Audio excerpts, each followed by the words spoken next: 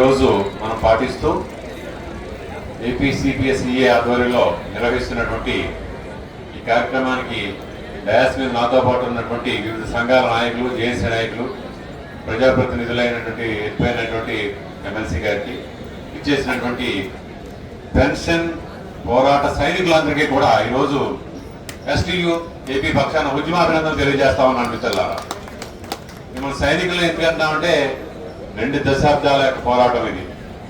2 దశాబ్దాలుగా చేస్తున్నటువంటి ఉద్యమాలు ఇవి. అంటే టీఎఫ్ఆర్డీఏ చట్టాన్ని తీసుకువచ్చి దుర్మార్గంగా సంచులు కొద్ది మూటలు మొయ్యలేనంత ధనాన్ని బుధం మీద పెట్టి ఉద్యోగులంతా సాగనంపుతామని చెప్పి నమ్మబలికి చట్టం చేసి అన్ని రాష్ట్ర ప్రభుత్వాలు కూడా ఈ సిపిఎస్ విధానంలో తీసుకువెళ్ళి ఎవరైతే సర్వీస్ లోడ్గా చనిపోయారో, ఎవరైతే సర్వీస్ లోడ్ రిటైర్ అయ్యారో వాళ్ళందరినీ కూడా నట్టేట్లో ముంచి నడి రోడ్డు మీద పాడేసేటువంటి ఈ చట్టాన్ని గంట సేపు ఖాళీ ఉండాలని కోరుతా ఉన్నాం. ఎవరు కూడా మీటింగ్ అత్యంతం కూడా ఉండాల్సిందిగా కోరుతా ఉన్నాం. ఎవరు కూడా మధ్య కోరుతా ఉన్నాం.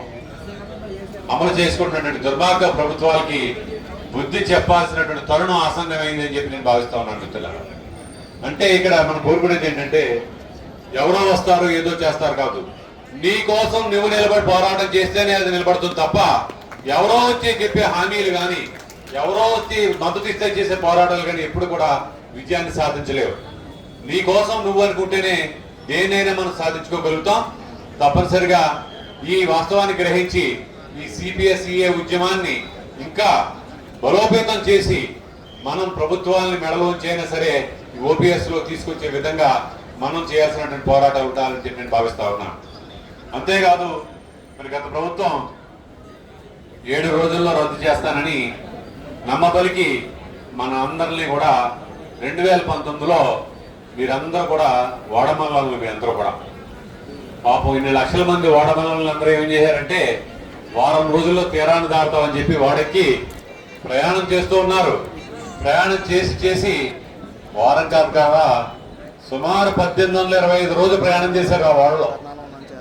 అంటే వారం మీ టైం ప్రకారం వారం అయిపోయింది, మీ అందరూ బోడి మల్లలు అయ్యారనే సంగతి వారం కాదు, 10 రోజులు కాదు, 15 రోజుల తర్వాత తెలుసుకున్నా కానీ ఆ తీరం దాటిన వారం రోజుల్లో తీరం దాటానని ఎక్కినటువంటి నావ 1825 రోజులు ప్రయాణం చేయించి ఏదో తీరాన్ని చేర్చింది.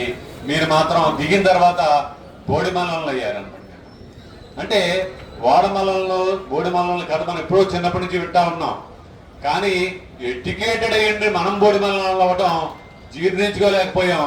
అంటే వారం రోజులంటే 1825 రోజులు లెక్క చెప్పినటువంటి ప్రభుత్వానికి వైనాట్ 175 అంటే ఓరి బాబు 11 అని చెప్పి నిరూపించినటువంటి సంఘటన వాళ్ళకి గుర్తు చేసింది ఈ మేధావర్గం కాదా అని చెప్పి నేను అడుగుతా ఉన్నా.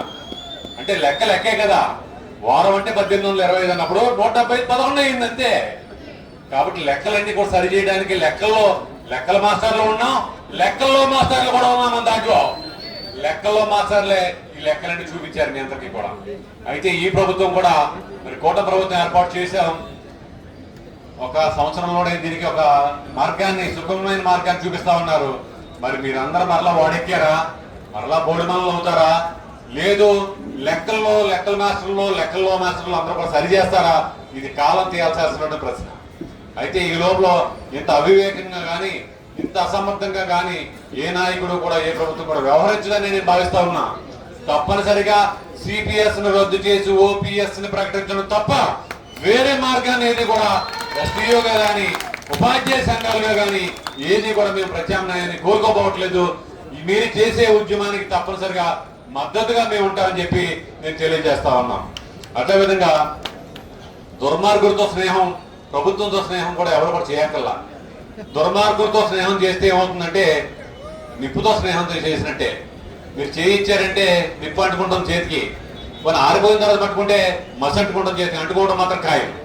అట్లాగే ప్రభుత్వాలతో కూడా సంఘాలుగా కానీ ఏదైనా కానీ పోరాటాల ద్వారాను, ప్రాతినిధ్యాల ద్వారాను సాధించుకోవాలి తప్ప మేము షేక్ హ్యాండ్ ఇచ్చామంటే నిప్పన్న అంటుకుంటుంది, పని అవ్వకపోతే మసన్న అంటుకుంటుంది తప్ప ఫలితాలు మాత్రం ఉండవు. తప్పనిసరిగా ఉద్యమాలు చేసి మీ అందరినీ కూడా ఓపీఎస్ లో తీసుకొచ్చే విధంగా అన్ని సంఘాలు, డయాస్ మీద ఉన్న అన్ని సంఘాలు కూడా మీకు బాసటగా నిలుస్తాయని చెప్పి తెలియజేస్తూ సెలవు తీసుకుంటున్నాను.